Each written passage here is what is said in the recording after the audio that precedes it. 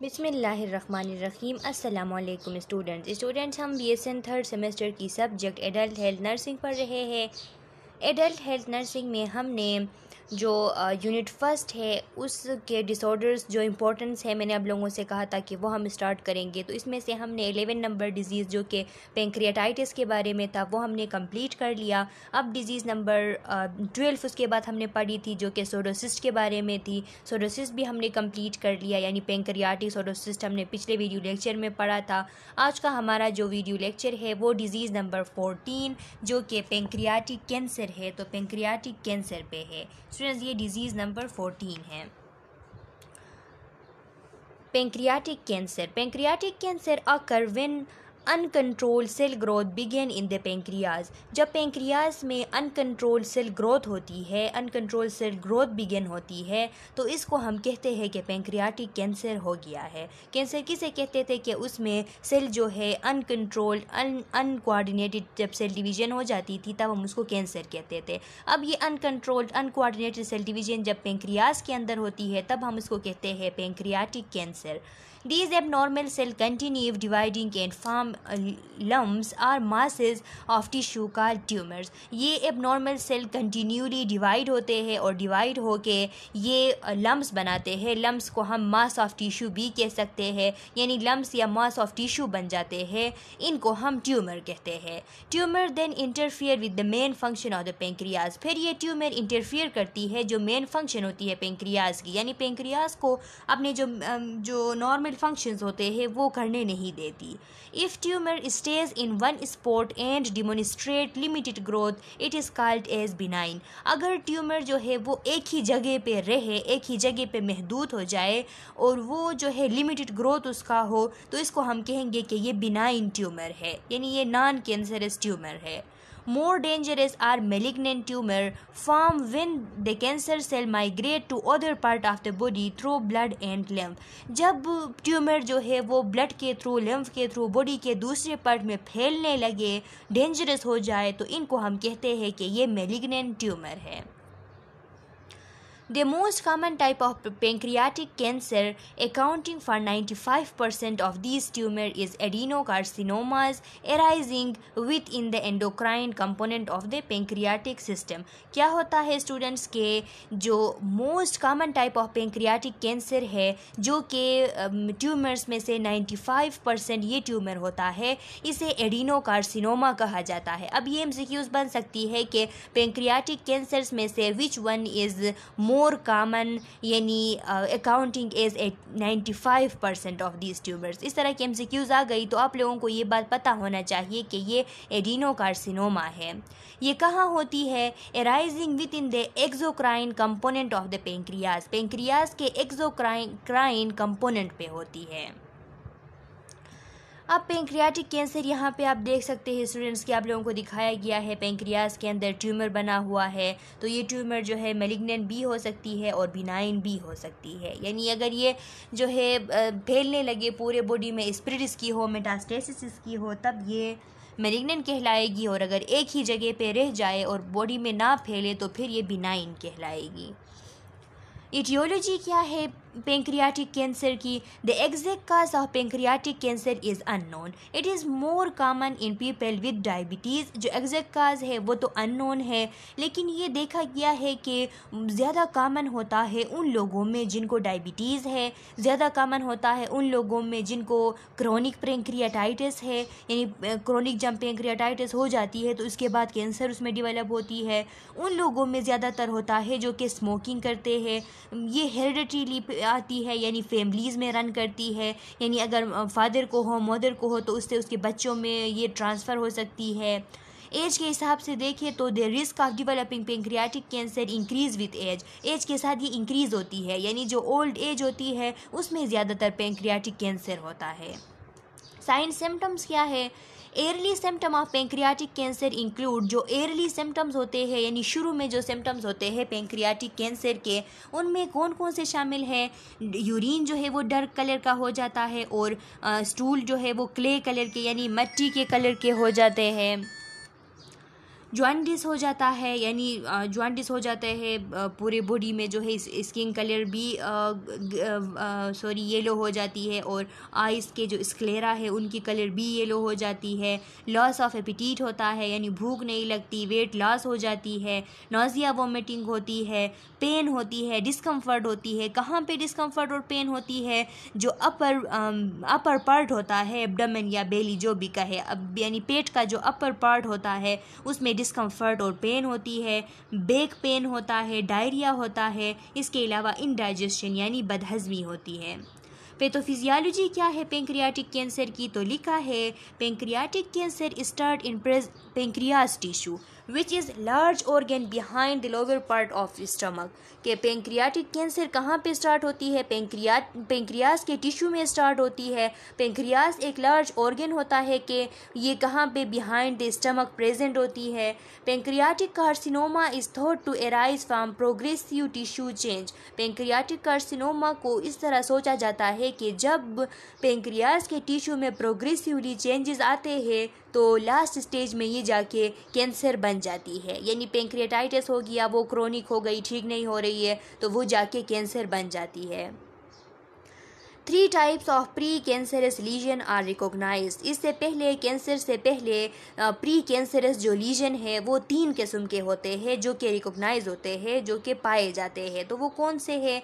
First one है pancreatic intraepithelial neoplasia, a microscopic lesion of the pancreas. ये जो pancreatic intraepithelial neoplasia है, ये क्या है? ये माइक्रोस्कोपिक लीजन है पेंक्रियाज की, यानी पेंक्रियाज में एक माइक्रोस्कोपिक या छोटा सा जो है माइक्रोस्कोप के थ्रू जिसे देखा जाए इतने लीजन्स बनते हैं। ये फिर जाके क्या होता है? कैंसर में कन्वर्ट होते हैं। इसके अलावा दूसरा है इंट्राडक्टल पिपिलरी म्यूसिनियस न्यूप्लाज्म। ये जो दूसरा है स्टूडेंट्स, ये पेपिलरी म्यूसिनियस न्यूप्लाज्म है, इंट्राडक्टल है कि इसलिए कहा जाता है क्योंकि ये डक्ट के अंदर होती है।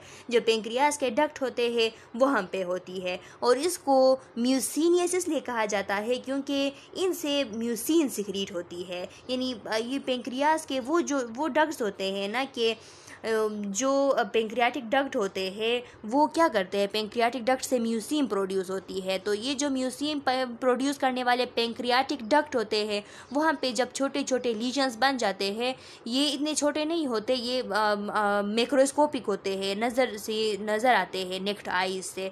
तो ये जो है ऐसे न्यूप्लाज्म होते हैं कि जिनसे म्यूसिन भी रिलीज़ होती है, और ये जो स्टूडेंट, इन न्यूप्लाज्म से रिलीज़ नहीं होती म्यूसिन जो है वो ये पेंक्रियाटिक डक्ट जो है वो म्यूसिन रिलीज़ करते हैं। म्यूसिन क्या है?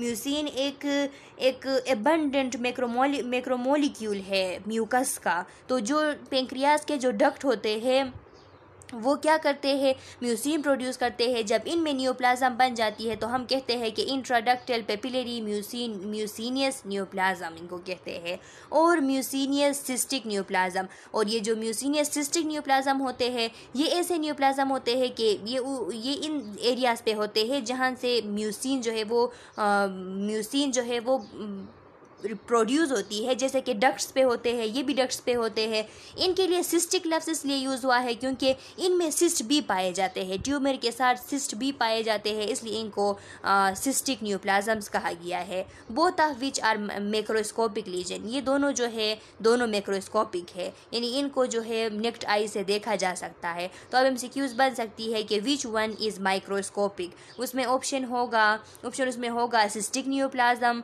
ऑप्शन उसमें होगा पेपिलरी न्यूप्लाज्म, और ऑप्शन होगा कि इंट्रा एपिथेलियल न्यूप्लाज्म। तो आप लोगों को पता हो कि ये इंट्रा एपिथेलियल न्यूप्लाज्म जो है इंट्रा एपिथेलियल ये माइक्रोस्कोपिक होते हैं, और जो म्यूसिनियस सिस्टिक न्यूप्लाज्म और पेपिलरी म्यूसिनियस न्यूप्लाज्म है ये दोनों मैक्रोस्कोपिक लीजन होते हैं। और ये क्या होते हैं? ये प्री कैंसरस स्टेज होते हैं जो कि बाद में जाके कैंसर में कन्वर्ट होते हैं। डायग्नोसिस किस तरीके से कर सकते हैं स्टूडेंट्स? तो सिटी स्कैन जो है एब्डोमेन की अगर सिटी स्कैन किया जाए तो इसके थ्रू डायग्नोसिस किया जा सकता है। एंडोस्कोपिक अल्ट्रासाउंड किया जाए तो इसके थ्रू भी डायग्नोस की जा सकती है। एमआरआई के थ्रू किया जाता है। पेंक्रियाटिक बायोप्सी की जाती है, यानी पेंक्रियाज से टिश्यू निकाला जाता है और फिर उसको जो है एक्सपेरिमेंट के थ्रू चेक किया जाता है। कंप्लीट ब्लड काउंट की जाती है। लीवर फंक्शन टेस्ट किया जाता है और सीरम बिलिरुबिन को भी देखा जाता है। ट्रीटमेंट अब इसकी क्या है स्टूडेंट्स? इसकी क्योंकि कैंसर है इसलिए हम रेडिएशन थेरेपी कर सकते हैं, कीमोथेरेपी कर सकते हैं और सर्जरी भी कर सकते हैं। Surgery can remove all or parts of the pancreas. Surgery के थ्रू या तो ऑल पेंक्रियाज को या इसके कुछ पार्ट जिसमें कैंसर है उनको रिमूव किया जाता है। If the cancerous cell are still in one area as in the early stages it is possible to remove all of the cancer. अगर कैंसरस सेल जो है वो एक ही एरिया में महदूद है जो एर्ली स्टेज में होता है, एर्ली स्टेज में कैंसर सिर्फ एक एरिया में महदूद होता है, अगर ऐसा है तो उसको कम्प्लीटली रिमूव करना जो है वो ईजी होता है, पॉसिबल होता है। The further the cell split, जितना वो सेल स्प्लिट कर जाते हैं the more difficult this become, ये इतना मुश्किल होता है उसको ट्रीट करना।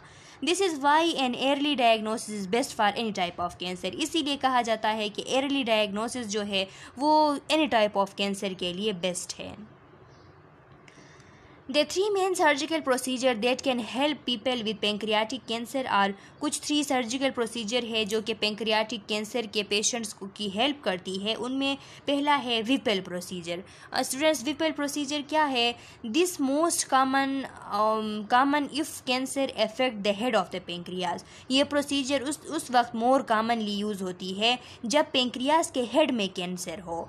The surgeon remove the pancreas head and sometime the whole pancreas. कभी कभार सर्जन पेंक्रियाज के हेड को रिमूव करता है तो कभी कभार पेंक्रियाज को होल रिमूव करता है, along with the portion of stomach. और जब होल रिमूव करता है तो फिर उसमें स्टमक की पोर्शन भी आती है, ड्यूडिनम वाली पोर्शन भी आती है, लिम्फ नोड्स भी आते हैं और अदर टिश्यू भी आते हैं। इन सब को रिमूव किया जाता है। This is complex and risky procedure. ये एक कम्प्लेक्स और रिस्की प्रोसीजर होता है। Complication include leaking, infection, bleeding and stomach problem. इससे क्या होता है? कॉम्प्लिकेशन के लीकिंग होती है, यानी अभी ड्यूडिनम का पोर्शन अगर रिमूव है तो उससे ड्यूडिनम से लीकिंग हो सकती है। स्टमक का पोर्शन रिमूव है तो स्टमक से लीकिंग हो सकती है, इन्फेक्शन हो सकती है, ब्लीडिंग हो सकती है और स्टमक प्रॉब्लम्स हो सकते हैं। और स्टूडेंट्स, इसको आप लोगों के जहन में क्वेश्चन आया होगा कि विपल प्रोसीजर इसको क्यों कहा जाता है? तो इसको विपल प्रोसीजर इसलिए कहा जाता है क्योंकि एक सर्जन थे 1930s में, उन्होंने ये इसकी डिस्कवरी की थी इस प्रोसीजर की। तो उनका नाम एलन ओल्ड फादर विपल था, तो उन्होंने अपने नाम से अटैच करके इस प्रोसीजर को विपल प्रोसीजर का नाम दिया था। Distal pancreatectomy. अब डिस्टल पेंक्रियाटेक्टोमी है the surgeon remove the pancreas tail and some time other part of the pancreas. इसमें सर्जन क्या करता है? पेंक्रियाज के टेल को रिमूव करता है या सम टाइम जो अदर पार्ट्स है पेंक्रियाज के उनको भी रिमूव करता है, एलोंग विथ स्प्लीन। स्प्लीन के साथ भी कभी रिमूव करनी पड़ती है क्योंकि स्प्लीन की जो पेंक्रियाज की जो टेल है वो स्प्लीन के साथ अटैच होती है। इस वजह से कभी कभार स्प्लीन पे भी कैंसर फैलने का खतरा होता है तो उसको भी रिमूव किया जाता है। Doctor usually recommend this procedure to treat islet cell or neuroendocrine tumours. और डॉक्टर्स जो है वो ज़्यादातर ये जो प्रोसीजर होता है इसके लिए ये तब इस प्रोसीजर को रिकमेंड करते हैं जब कैंसर जो आइसलेट सेल्स है उनमें हो। जब आइसलेट सेल्स होते हैं ना students, islet of Langerhans cells जो होते हैं पेंक्रियाज के, उसमें जब कैंसर होता है तो इसको हम कहते हैं न्यूरो एंडोक्राइन ट्यूमर्स, उनको कहते हैं जब ट्यूमर्स उसमें होते हैं। तो उनकी ट्रीटमेंट के लिए ये प्रोसीजर डॉक्टर जो है ज़्यादातर वो करते हैं, रिकमेंड करते हैं। तो एमसीक्यूज़ बन सकती है कि जो न्यूरो एंडोक्राइन ट्यूमर्स होते हैं उनके ट्रीटमेंट के लिए कौन सा प्रोसीजर मोस्ट कॉमनली रिकमेंड होता है? ऑप्शन में होगा टोटल पेंक्रियाटेक्टोमी, डिस्टल पेंक्रियाटेक्टोमी और विपल जो है प्रोसीजर। तो आप लोगों को पता हो कि ये डिस्टल पेंक्रियाटेक्टोमी है जो कि ख़ास करके न्यूरो एंडोक्राइन ट्यूमर यानी आइसलेट ऑफ लैंगरहैंस के जो ट्यूमर्स है उनको रिमूव करने के लिए होती है। Total pancreatectomy, the surgeon remove the entire pancreas and spleen. इसमें क्या किया जाता है, सर्जन टोटल पेंक्रियाज को और साथ में स्प्लीन को भी रिमूव करता है। It is possible to live without a pancreas but diabetes may result because of the body no longer produce insulin. ये पॉसिबल है कि पेंक्रियाज के बगैर बंदा जो है वो लीव कर सकता है, लेकिन उसको डायबिटीज़ होगी क्योंकि उसके बॉडी में अब इंसुलिन पैदा करने वाली कोई ऑर्गन नहीं है, क्योंकि पेंक्रियाज रिमूव हो गई है। कॉम्प्लिकेशंस क्या है स्टूडेंट्स पेंक्रियाटिक कैंसर के? तो ब्लड क्लॉट्स बन सकते हैं, डिप्रेशन में जा सकता है पेशेंट, इन्फेक्शन उसको हो सकते हैं, लीवर प्रॉब्लम हो सकते हैं, पेन होता है, वेट लॉस होती है, और मोस्ट कॉमन कॉम्प्लिकेशन जो है वो ये है कि उसकी स्प्लीन की जब फंक्शन ख़राब हो जाती है तो अगर आइसलेट ऑफ लैंगरहैंस में हो तो डायबिटीज़ ज़रूर होती है। नर्सिंग डायग्नोसिस क्या लिख सकते हैं कि एक्यूट पेन है क्योंकि ट्यूमर है, एंजाइटी है क्योंकि उसको डेथ की फियर है और डिजीज़ स्टेटस को लेके उसको एंजाइटी है, परेशान है। इम्बेलेंस न्यूट्रिशन ने बॉडी जितना रिक्वायर कर रहा है उतना वो इंटेक नहीं कर पा रहा क्योंकि डाइजेशन इम्पेयर है। डिस्पेप्सिया है क्योंकि पेंक्रियाटिक एंजाइम नहीं है, यानी बदहज़मी हो रही है, ये लिख सकते हैं। नर्सिंग इंटरवेंशन क्या कर सकते हैं, पेन को रिलीव करने के लिए एनर्जेसिक देंगे, पेशेंट को इनकरेज करेंगे कि बैलेंस डाइट इंटेक करे, पेशेंट को अवॉइड करेंगे कि वो फैटी या स्पाइसी फूड ना खाए क्योंकि अभी डिस्पेप्सिया है, हज़म करने में तकलीफ़ है। पेशेंट को इनकरेज करेंगे कि उसको इमोशनल सपोर्ट देंगे ताकि उसकी एंजाइटी जो है वो रिलीव हो सके। अब प्रिवेंशन क्या है पेंक्रियाटिक कैंसर की? तो स्टूडेंट्स आप लोगों को पता है कि कैंसर की प्रिवेंशन क्या होती है कि अपने जो लाइफ स्टाइल चेंजेस है, जब लाइफ स्टाइल में चेंजेस लाते हैं तो जो रिस्क फैक्टर्स है उनको जब अवॉइड करते हैं तो फिर जाके जो है उनको हम कैंसर को प्रिवेंट कर सकते हैं। इसके अलावा कैंसर प्रिवेंट नहीं होते।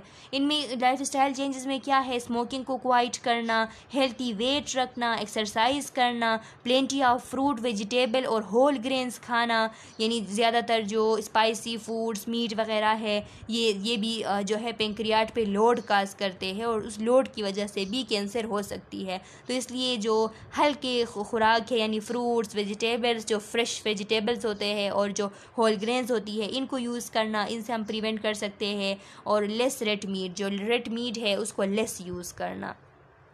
अच्छा स्टूडेंट्स, तो ये रेफरेंस है, इन रेफरेंस के थ्रू आप लोग पेंक्रियाटाइटिस या जो पेंक्रियाटिक सोडोसिस था वो या पेंक्रियाटिक कैंसर, तो इनको आप डिटेल से इन तीनों डिजीज़ को इन रेफरेंस के थ्रू स्टडी कर सकते हैं अगर आप स्टडी करना चाहते हैं। तो ये यूनिट जो है, ये जो 3 डिसऑर्डर्स है ये कंप्लीट हो चुके हैं। पेंक्रियाटाइटिस भी कंप्लीट हुआ और सोडोसिस का जो डिज़ीज़ था वो भी कंप्लीट हो चुका और पेंक्रियाटिक कैंसर भी कंप्लीट हो चुका। अगर इनमें आप लोगों का कोई क्वेश्चन है तो कमेंट सेक्शन में अपना क्वेश्चन डाल ले। चैनल को सब्सक्राइब करें, वीडियो को लाइक करें और बेल आइकन को प्रेस करें ताकि नेक्स्ट वीडियो की नोटिफिकेशन आप लोगों को जल्द से जल्द मिल सके। तब तक के लिए अल्लाह हाफिज़।